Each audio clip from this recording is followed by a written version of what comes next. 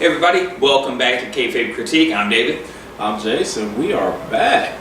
And we're going to keep rolling in. We're talking about the NWO. So we talked about the territory days and setting it up and how Jim Crockett Promotion became World Championship Wrestling. How Eric Bischoff came in, rose up in power in World Championship Wrestling in WCW. Created Monday Night Nitro, signed Hulk Hogan, who had been the biggest star in WWE, biggest star in all of wrestling. Starts looking for a reality-based storyline and ends up getting the opportunity to bring in both Razor Ramon and Diesel, so Scott Hall and Kevin Nash from the WWE. Mm-hmm. And so that leads us to the last Monday Night Nitro of May of 1996, when during the middle of a match, Scott Hall comes walking through the crowd, steps over the barricade, looks for a microphone, gets in the ring. Hey yo, you people know who I am, but you don't know why I'm here. Mm-hmm. Talking about an iconic promo. Dude, just think about just the nuance of it, just the subtleties.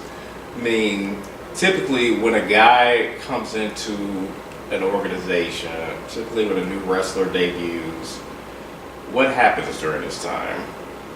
Yeah, usually vignettes, music, hype. Mm-hmm. He came from the crowd. He came through the crowd. I mean, think about, go back to the first Nitro. Luger came in through like the entrance where the rest of the wrestlers came in. Mm-hmm. I mean, granted, it was still a surprise. However, with where this storyline is going, to have him come through the crowd and the match that's in the ring just stops. Mm-hmm. I mean, the guys that are wrestling each other stop. Yeah, and he just, by coming through the crowd, he showed that he wasn't part of WCW. Right. He didn't come through the back like a normal wrestler. He came in through the crowd as if he's stepping into their territory, which fits with the takeover storyline. Right. I mean, again, with the hip hop, with the East Coast, West Coast beat going on at this point, that would be like Tupac doing a show at Madison Square Garden. Yeah. And just walking.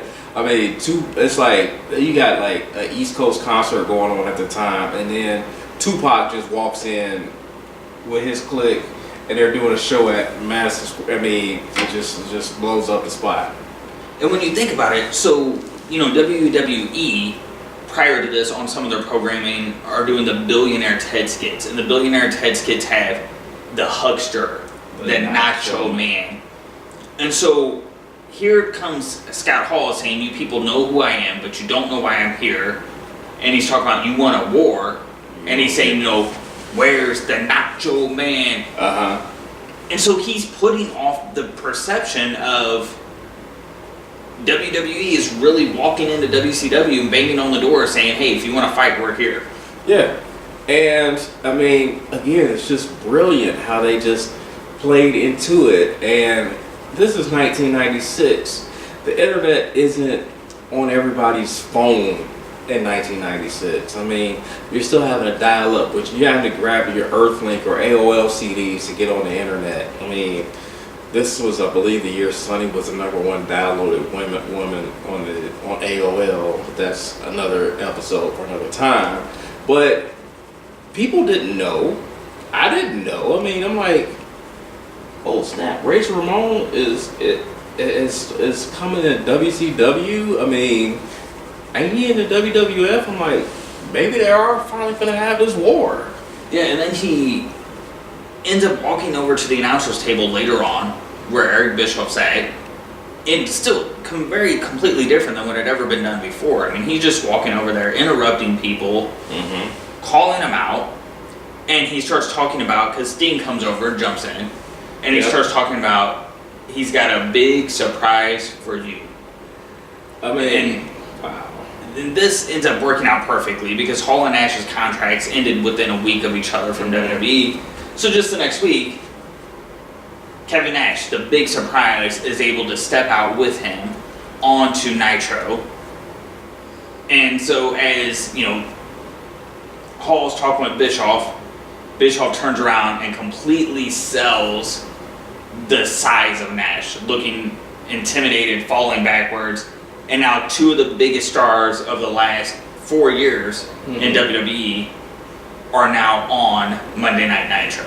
And they had no names at this point. Yes, they had not said who they are. The closest we had gotten was Hall saying, "You know who I am."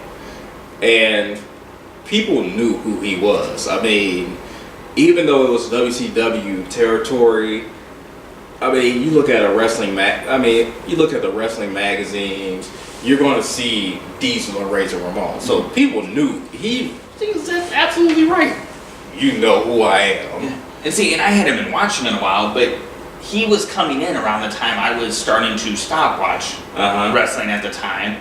And because I had a cousin and some friends who had watched the entire time, I would still see WWE every once in a while when I'd be with them. And so I knew who both of these guys were. I knew who Diesel was, I knew who Razor Ramon was. I didn't know who their real names were, but absolutely, if I would have turned in the channel right then, I would have recognized both of them. Of like, oh wait, they were from WWE. Right, and not having them have names, and that just feeds in the perception, because if you don't know who they are, I mean, you're going to go with the last name or character name you had for them. It's like, oh, that's Diesel. Oh, that's Razor Ramon. And so it's really given that perception of the invasion.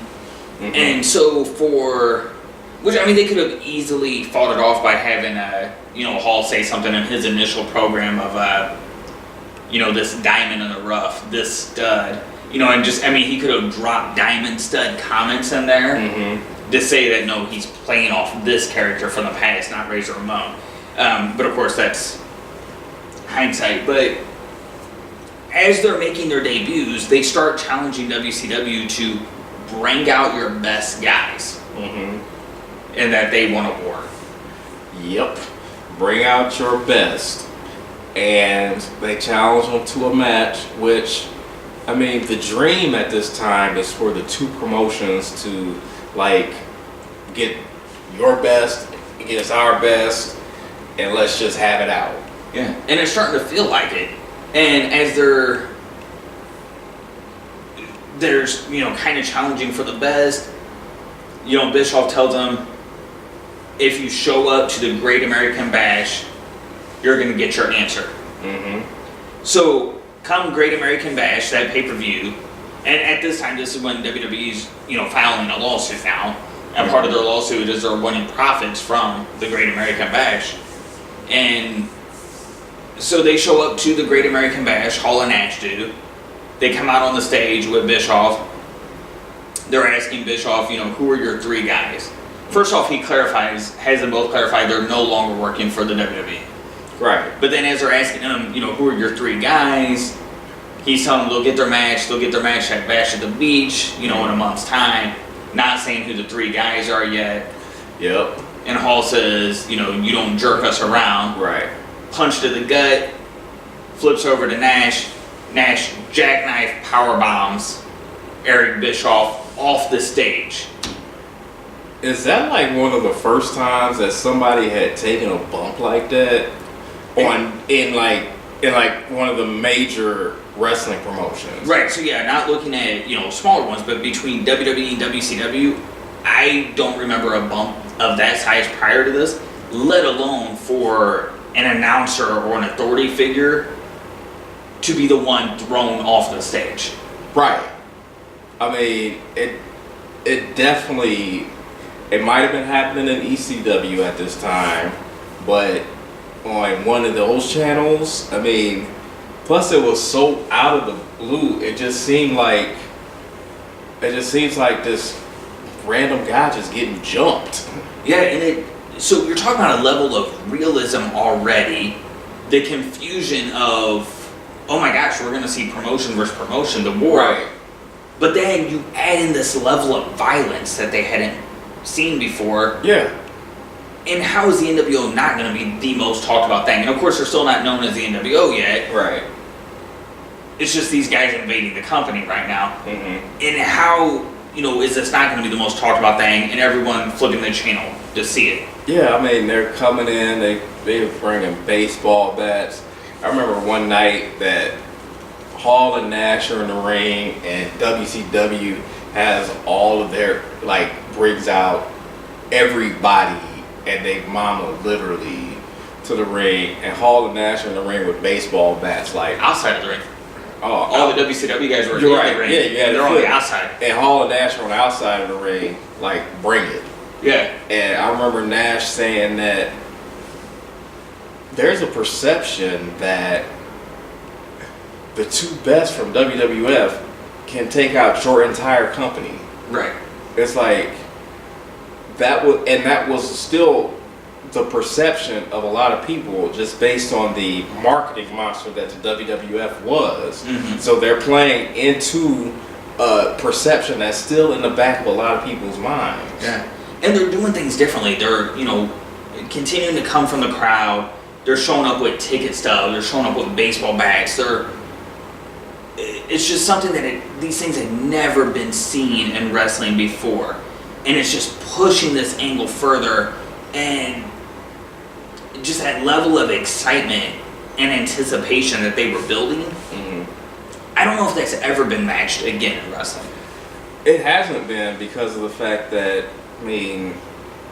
the internet has kind of taken some of the surprise element out of it. So when you have those moments where you could be surprised, I still think about when I heard the Hardys music at WrestleMania, when how just ape shit the crowd went, Yeah. for lack of a better word. I think some people in the crowd knew.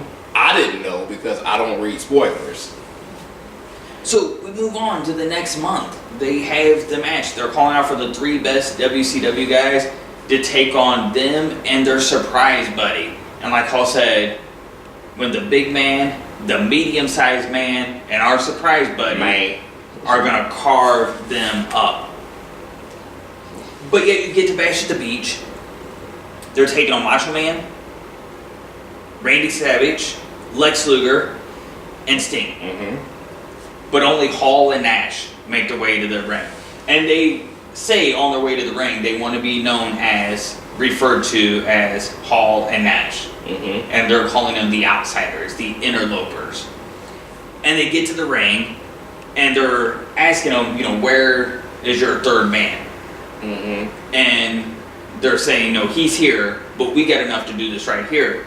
And the third man has been a big build through this entire time, because people are trying to figure out who this guy is and what's the level of excitement, the level of anticipation around it. Is everyone's trying to figure out who the third guy is.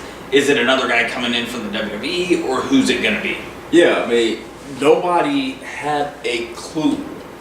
In my wildest dreams, it's you can look at the screen right here. Everybody, unless you've been under a rock, you know who the third guy ended up being. Never crossed my mind. Didn't cross my mind at all. I'm thinking anybody but Hulk Hogan, basically. Yeah, and so that ends up being the third man is Hulk Hogan. So we're going to pause right there. When we come back, we're going to pick up with this moment, talking about the impact of the Bash of the Beach, Hogan joining, and continuing to move forward with our look at the NWO. NWO. For life.